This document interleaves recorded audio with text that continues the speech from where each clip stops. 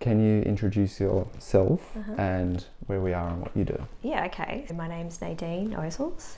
I'm the Chief Executive Officer for Aged Care Deloraine Incorporated. So Aged Care Deloraine Incorporated encompasses Greenock Home and Canangara Hostel and Independent Living.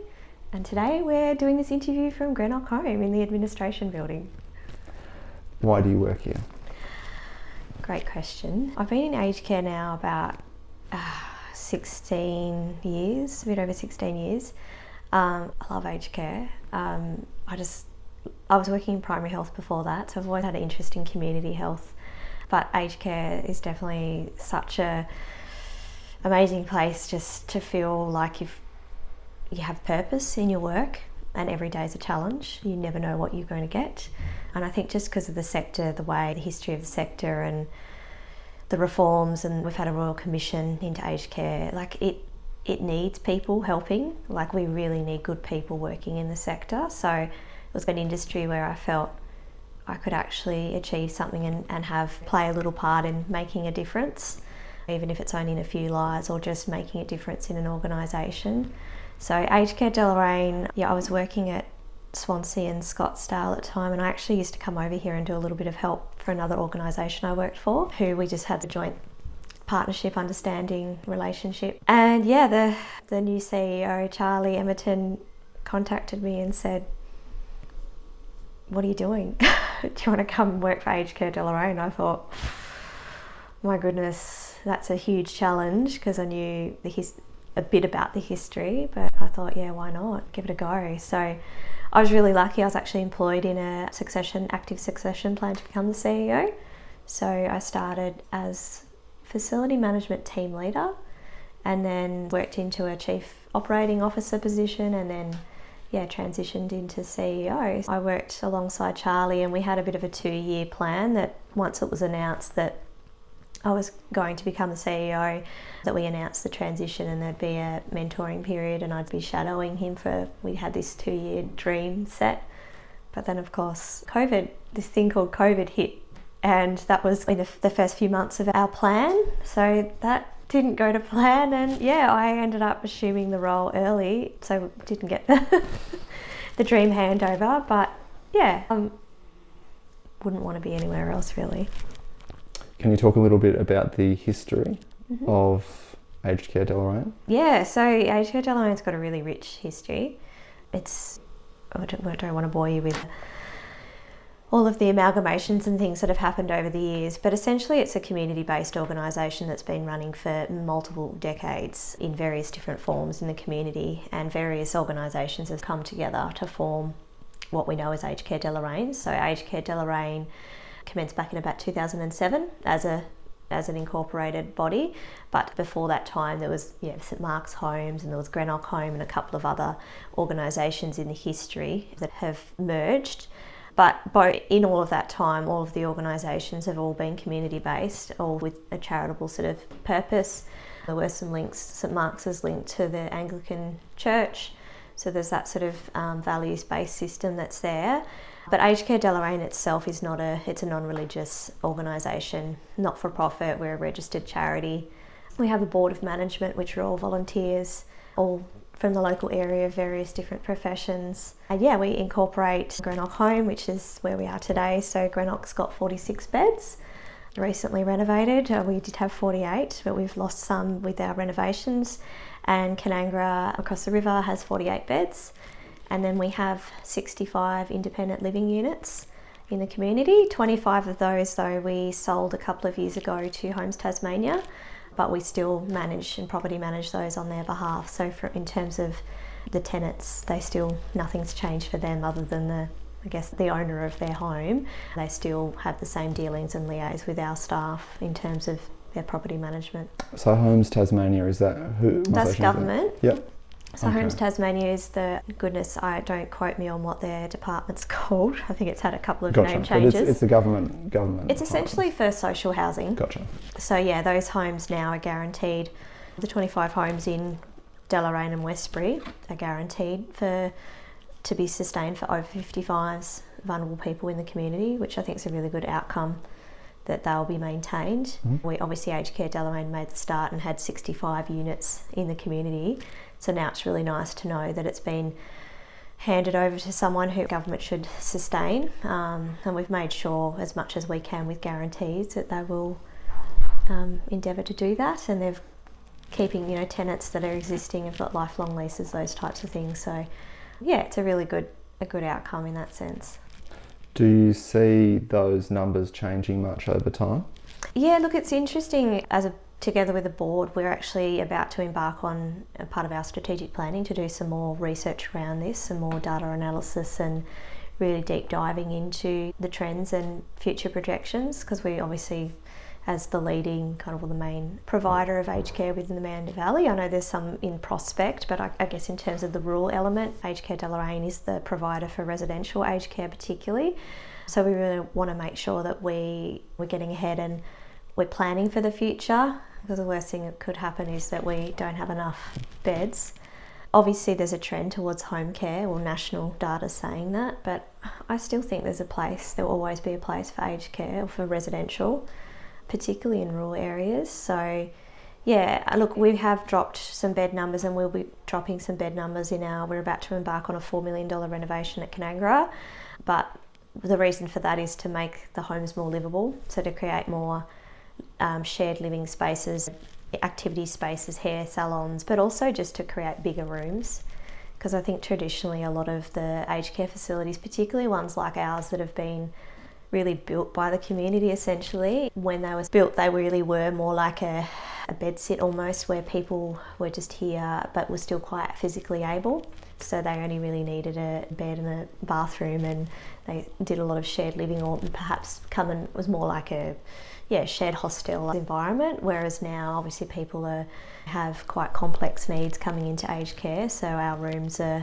we need to make sure that we cater for that. So I think it will change in the future, but yeah, I'm not sure, to be honest, what that's going to look like. I guess the data so far is quite conflicting at times, but I think we're definitely meeting the need now. We've got some empty beds currently, so we're not choppers yet. So in terms of residents and then employees and locations, do you know some of the numbers for those? Yeah, so we've got over 130 staff and climbing. We've been trying to increase that steadily over the last couple of years, particularly with the reforms in aged care that have happened over the last couple of years. Since the Royal Commission, we've now got care minutes in place, which are national targets, or targets that are set for each individual facility. So that's been really good that we've now got this. I guess we have independent assessors that come in and assess residents on their need, and then we get targets allocated. So it's mandatory in a sense, but I guess it's not, because not a lot of providers aren't meeting the target. We've been working towards gearing up to meet those targets, which are now in place. So yeah, we're increasing our staff because of that. I think that's a really healthy thing that's happened. It's probably one of the best reforms that have happened in aged care in terms of the funding reform for that, but also just the target system, because it really is independent in terms of what staff you need to safely and provide care, but also provide quality care. So yeah, I see us probably trying to climb in the next couple of months. We want to try and get to 150 staff. But yeah, in terms of we have a healthy volunteer base, which we're trying to increase slowly. When I say slowly, is because we want to do it the right way. But we've got some really great volunteers now that have been long-term volunteers over a number of years. They've always been really loyal to Aged Care Deloraine, even during COVID times, and it was pretty scary. No one really knew what to do. Some of our volunteers did step back for a period of time, but they've mostly all come back into the organisation now. We do have other volunteers though that come in through the community visitors scheme as well, which is a government sort of funded program. Yeah, we're really lucky with our volunteers, and I can't think there was another question in amongst that. I'd also asked for number of locations, so residents, employees and locations. So currently bed numbers are a little bit down at Greenock because we've just finished a major renovation here. We had $2 million renovation, which we renovated 3 areas. We had to close beds and keep bed numbers down.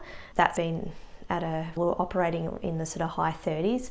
We're down in the sort of lower to mid 30s at the moment. We've got capacity to go to 45, 46. So we're starting to look at new people coming in. And at Canangra, we're, again, it's a weird phase for us, but because we're renovating, we're about to start. We've got a building contract and everything in place. We're just waiting for that first sod to be dug up, which I feel like a politician because I just want this first sod to be dug up, but maybe in the next couple of weeks. So we've had to close beds there as well, just to be able to factor in the renovation, because we're building a new wing and then we're demolishing sort of part of a wing as well. So we're reducing bed numbers, as I said before, but yeah, we just got to shuffle people around, which we're really lucky. Like, the residents are so positive about the renovation, and you know, we offered to try and move people away from the actual area that's being renovated to prevent, you know, noise and disruption, but also them having to move later on. But in fact, what we've found is that a lot of residents actually want to stay in that wing because they want to be able to watch the renovations take place and be part of that, which is really lovely.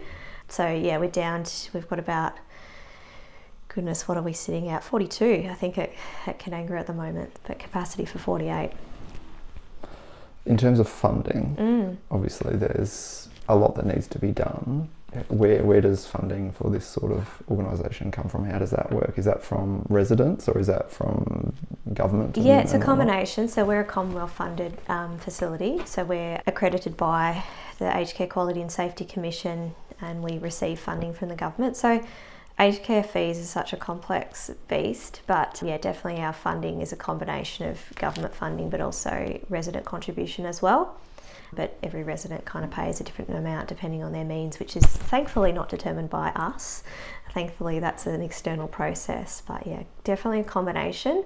We've had a lot of funding reform in the last couple of years, and there's more coming through. Yeah, aged care was not a sustainable industry. I guess that's why we ended up having a Royal Commission, one of the many reasons. But definitely funding's increased and it's improved to enable quality care delivery in terms of the actual ability to provide care to residents and serve their needs. I think we're being better funded, and that's definitely more sustainable. What the issue we have is around sustaining the buildings and increasing the livability and that kind of sustainability element. So we are really lucky. We have received grants from the Commonwealth Government through grant processes, but obviously that's not guaranteed, and it's a lot of effort and work. But I think we've been really lucky. Our CFO, Matt Flakemore, has been fantastic at really driving that, and he's a really good grant writer. So we've been really lucky, and we've obtained quite a few grants. I can't think of the total, but it's quite a few millions now, which is amazing. Even these renovations we've just done, there's no way we cannot sustain that on our own financially. We're not for profit obviously, but yeah, we don't have that. We don't have surplus funds. Any surplus funds goes back into care, but then once you factor in depreciation of assets and things like that, we're actually operating at a loss in that sense. Yeah, we don't have the means ourselves, so we do rely on that, but also we rely on, well, I shouldn't say we rely, it's a really bad way of putting it, but we've been really lucky and fortunate to have the support of the community. So we've been really fortunate where we've had local community groups that donate money to us. The community bank's been fantastic supporter of us, but just any of the little groups that exist. Rotary Pratt Foundation, we've obtained in the recent years $150,000 to help us create a new kind of care hub and the front entrance area here at Greenock. There's no way we would have been able to do that ourselves. Yeah, we've been really lucky, and just groups that donate golden oldies, and goodness me, I would hate to forget any. There's been so many over the years. Even if it's $500 or $1,000 here and there, that just means the world to us, because we actually put it towards, most of the time those smaller grants we put towards medical type equipment. So it could be a new lifter, or it could be a new BP machine, or something along those lines. And I think the community groups really like to provide money or contribute to those types of devices because they know that it's directly impacting resident care. If someone wanted to do that, what would be the process to contribute towards? Yeah, great question. I suppose it's really just contacting us and reaching out, and we can provide details around that. Of course, we want to recognise anyone as well, which I have to say in the last little while has been difficult because not having the news. So now we've got that, we can actually be able to recognise people, but obviously we do it through our own internal means as well. So the residents like to know where things are coming from too. Where do you think residents come from before they come here? Yeah. Where do they usually... Look, combination of either from home or from a hospital setting. Unfortunately, sometimes it does, people entering care is the last resort for them because they've not been able to sustain safely at home, and they end up perhaps in hospital and then need to look at transitioning into care, which is a really tricky time for people to go through. But I think once people, let's face it, no one wants to go into aged care. We're all independent. We like to be as independent as we can. There are the exceptions though. I have met quite a few people that actually choose and want to be in aged care and love it. But those people they're not everyone. Most people will come in with an element of not wanting to be here. And I guess that's where we like to see ourselves. Our role is to try and make them as comfortable as possible whilst they're here. Even our kind of little vision statement around a fulfilling life, like we really want to try and make people have that sense of fulfillment whilst they're here. It's never going to replace home, and we're never going to try and be that replacement because you can't replace home, but we can certainly try and be a sort of substitute home and make people feel like it's their home. But yeah, generally home and hospitals are two main places that people do come from. But we're finding more and more the transition from hospitals increasing because people are coming in at a later stage, which I think is probably a nice thing because it means that they're being able to live at home longer. And if that's what they want to do, then that's really lovely. They've been able to achieve that. But it does mean, unfortunately for us, we don't have much time with people often, which is really tricky for staff particularly, but also for the residents as well. That sense of loss that you feel frequently can be really draining and really exhausting. It's a privilege having anyone here for any period of time, whether it's a day or a week or a few months or a few years. We've got some residents that have been here for like nearly 20 years, up into the 17 years. Why do they choose ACD? So a lot of time there's that connection to the community, which is lovely. But also too, we get people choosing to come here from, they might have been in Launceston or up the northwest coast, or sometimes we've had people move in here where they may not have lived anywhere close by, but perhaps they lived in Deloraine for a period of their life. They might have had a job or a role here locally, and so in their sort of twilight years they've gone, yeah, you know what, we really love that part of our life, that time in our life, and they want to move back to be here for their final years, which I think is really lovely. We've had quite a few stories of those residents who have moved back, but also too there's that connection to family. So it might be that we've had people move here from the mainland, that perhaps their kids might live here or close by, and that's a choice for them. So yeah, it doesn't always mean that they're just from the area. We're trying to, obviously, our goal is to be a provider of choice, which is probably really wanky, but it's really just a simple goal that we want to be an employer of choice and then a provider of choice. And if we can get those two, if we can make our residents happy and our families happy and our staff happy, then we're doing everything we possibly need to assist the simple things in life that people need. So that's our goal, that we want to see that people actually go, if I have to be in aged care, Greenock or Canangara is a good option. It's a nice option. So that's the goal, that's the end dream to get to.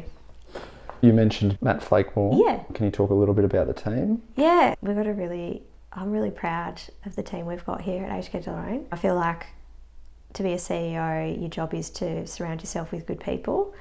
And I feel like I've been able to achieve that, not just through my own doing though, just because of the community that we live in, Aged Care Deloraine's history in itself, that we've just managed to really collect a really great team, and the board have supported that as well. We have a 3-person executive team. So we've got Matt Flakemore, our Chief Financial Officer, and then we've got Nera Christie, who's our care manager. So the three of us sit on the executive team, and then we have a team of managers as well.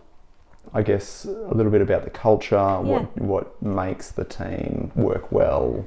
Yeah, but I think we've been on a culture change journey now for the last, I've been here 6, but it started before, so it's about 7 years now. And they say that there's so many different theories around how long it takes to change culture.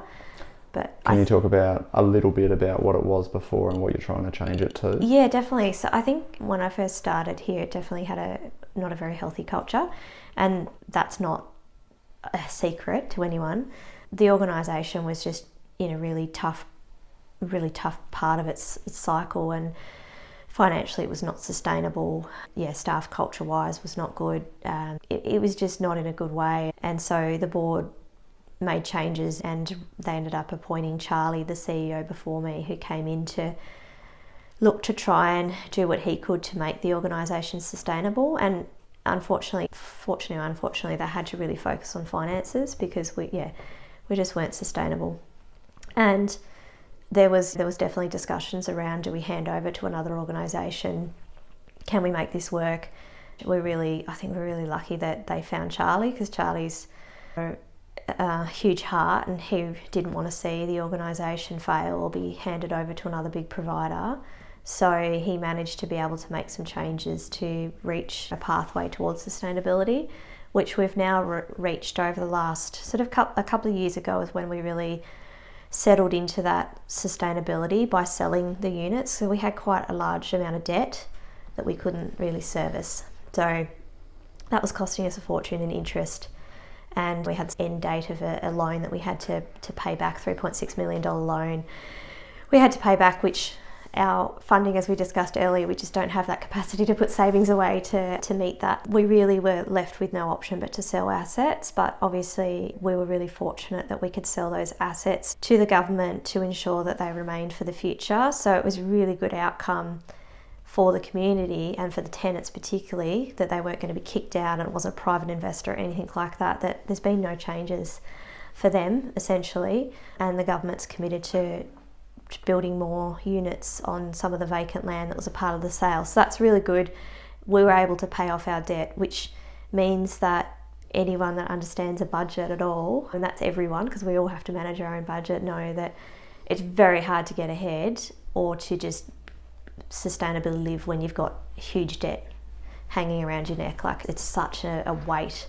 It's so hard to move forward. So that's really helped us to be, we're not flush with cash by any stretch of the imagination, but at least we don't have to worry about servicing that debt. And in terms of culture, I think it's just been around building the Aged Care Deloraine way of providing care, and just accountability for staff across every level, from me down and from everyone up. It's everyone, the board, everyone's included in that, and just underpinning with greater support, with a bigger management team. We definitely have increased our management team because there's so much more compliance that's come in. But also the board's focus has been along the journey. Anytime we have any surplus cash, that money goes directly into care or into frontline hours. So they've proven that over the years. That's what we've done. So whenever we can, we add a new shift, and I think that just helps with the team. The actual workers who are at the coalface, providing the care, cleaning, catering, maintenance, admin, nursing, they all do such an incredible job. Honestly, they do an amazing job. And we see our goal as managers and as the board to underpin them. We're just the helpers, really, to try and make it happen for them in the background. So the best thing we can do is to resource them to do their job. And that's what we knew in aged care. There wasn't enough resourcing. We had this impossible task of trying to meet here, but being funded to deliver this, and they don't match. And so you do the very best job that you can. But now we're climbing higher towards that desired level of care that we all want to provide. So that's really pleasing. I think that's definitely helped. But I think in terms of appreciation of the staff as well, we've really worked hard to try and show genuinely that we do appreciate staff. We've introduced different staff appreciation programs, recognising years of service, just really simple stuff. But just having our managers available here to support staff, and trust is such an interesting thing in a workplace, and I think we had the horrible job of having to rebuild years of mistrust of managers. So it's been a long slog, but I feel like we got there, and I feel like the staff we've got that mutual respect now. Don't get me wrong, we're humans, we always hate managers or authorities, so I'm not sure that I'm everyone's best friend, but I hope that the majority of people know that I'm here for the right intention. I've got a job to do as well. Unfortunately, I am the one as CEO that has to make the unpopular decisions. The decisions are always based on what's best for the organisation, and it's conveying that it's about the organisation and not individuals. So I think we've managed to build a really good team, and we get really good feedback from staff. We're starting to collect really good feedback from residents and families. This year we were nominated in the Aged Care Excellence Awards for the rural and remote category under our peak body, ACPA. So that was really amazing to be one of 3 in the nation. And that was a really proud moment for the staff. I think particularly the staff had been here for the journey, to see that it is changing. To be honest, those staff are often my touch points to know where we're at. Have a conversation with the longer term staff and the newer staff. Of course, you've got to make sure that new staff are feeling welcome and supported. But I think for I shouldn't say older staff, the long-term staff, they're the ones who know where we've come from and where we are now, and they're the ones that can give you a really good idea of, are we doing okay? And they're certainly the people that'll be honest with me and go, yeah, nah, you got that wrong, or no, you're doing a really good job here. Yeah, I think we're really lucky in that sense. I think that we've built those relationships, and that's the other managers have got the same relationships that I have, where you can just have open and frank conversations with people. And that's the only way to know how you're really doing. And don't get me wrong, we're far from perfect, but I think what we like to pride ourselves on is we can't, unfortunately, I'd love to protect everyone from mistakes being made, but we're human and they're going to happen. And sometimes you'll make really bad mistakes, but I feel like what we can do, obviously we try and prevent them, but it's how you manage a mistake once it's been made. And that's something that we try and do really well, because we can't undo it, but we can certainly try and prevent it happening again and just support the people along that journey. I think that's the most important thing we can do as well to change culture is, no lies. We can't be perfect, but this is what we do when we get it wrong. Yeah. What do you look for in new employees and team members? Again, it might sound a bit silly, but heart. I think it's really important to find people that do genuinely care and want to be in aged care for the right reasons. And that's certainly, we've got our own sort of culture and values that what we're looking for is people that are going to fit into the team. We're looking for diversity as well, people that can offer something different but complement the team. It does take special people to fit the team, and I feel like recruitment is a huge responsibility.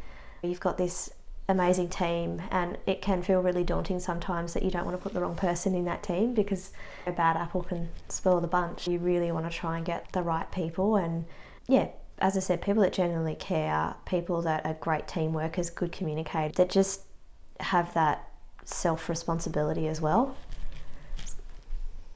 What sort of positions are you looking for?